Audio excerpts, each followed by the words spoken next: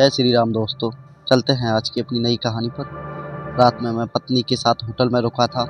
सुबह 10 बजे मैं नाश्ता करने गया, क्योंकि नाश्ता का समय 10:30 बजे तक ही होता है। इसलिए होटल वालों ने बताया कि जिसे जो कुछ लेना है वो 10:30 बजे तक ले ले, इसके बाद बुफे बंद कर दिया जाएगा।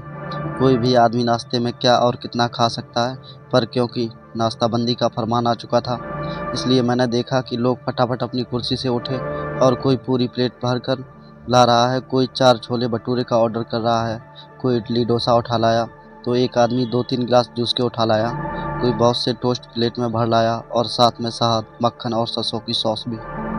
मैं चुपचाप अपनी जगह पर बैठकर ये सब देखता रहा। 1-2 माएँ अपने बच्चों के मुंह में खाना ठूस रही थीं, कह रही थीं कि फटाफट खा लो, अब ये रेस्टोरेंट बंद हो जाएगा। जो लोग होटल में ठहरते हैं, आमतौर पर उनके लिए नाश्ता मुफ्त होता है, मतलब होटल के किराए में सब सुबह का नाश्ता शामिल होता है। मैंने बहुत बार बहुत से लोगों को देखा कि वो कोशिश करते हैं कि सुबह देर से नाश्ता करने पहुँचें और थोड़ा अधिक खा लें, ताकि दोपहर के खाने का काम भी इसी से चल जाए। कई लोग इसलिए भी अधिक खा लेते हैं क्योंकि उन्हें लगता है कि मुफ्त का है तो अधिक ले लेने में कोई बुराई नहीं है। कई लोग तो जानते हैं कि वो इतना नहीं खा सकते, लेकिन वो सिर्फ इसलिए जुटा लेते हैं कि कहीं कम पड़ जाए तो। दरअसल हर व्यक्ति अपनी खुराक पहचानता है।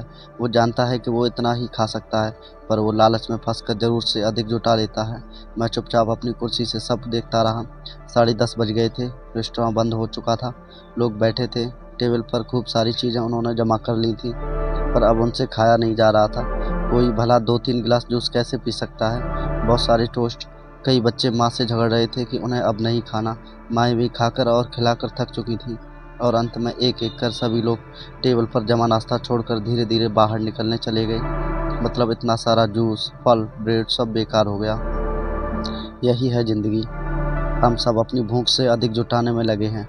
हम सभी जानते हैं कि हम इसका इस्तेमाल नहीं कर पाएंगे। हम जानते हैं कि हमारे बच्चे भी इसे नहीं भोग पाएंगे, पर हम अपनी टेबल पर ज़रूरत से अधिक जुटाते हैं। जब हम जुटाते हैं तो हम इतने अज्ञानी होते हैं कि हम नहीं जानते कि हम इन्हें पूरी तरह नहीं खा पाएंगे। हम जानते हैं कि हम इन्हें छोड़कर दबे पाँव शर्माते हुए रेस्तरां से बाहर निकल जाएंगे, सब कुछ टेबल पर छोड़कर। उतना ही जमा कीजिए जितना कि आपको ज़रूरत है। ये दुनिया एक रेस्टोरेंट है। कोई रेस्टोरेंट में सदा के लिए नहीं बैठ सकता, कोई इस रेस्टोरेंट में लगातार नहीं खा सकता। सबके खाने की सीमा होती है। रेस्टोरेंट में सबके रहने की भी अवधि तय होती है। उतना ही लीजिए जिसमें आपको आनंद आए, उतना ही जुटाइए जिससे आपकी ज़रूरत पूरी हो सके। बाकी सब यही छूट जाता है, चाहे नाश्ता हो या कुछ और।